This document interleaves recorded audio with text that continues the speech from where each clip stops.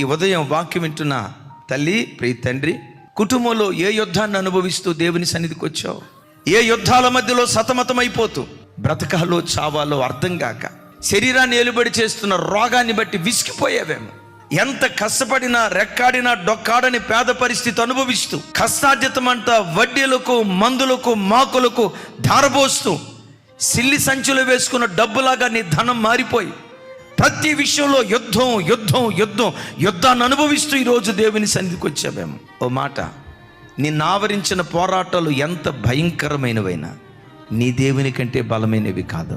దేవుని సన్నిధిలో మోకరించి, ప్రభా నా ఇంట్లో ఈ యుద్ధం ఉందయ్యా, నా కుటుంబంలో ఈ పోరాటం ఉందయ్యా, ఈ యుద్ధాన్ని నేను చేయలేనయ్యా అని దేవుని సన్నిధిలో నువ్వు మోకరిస్తే పరలోకమందలి దేవుని సన్నిధి నుండి ఆశ్చర్యకరమైన సహాయం నీ యొద్దకు దిగి రావటం ప్రారంభిస్తుంది.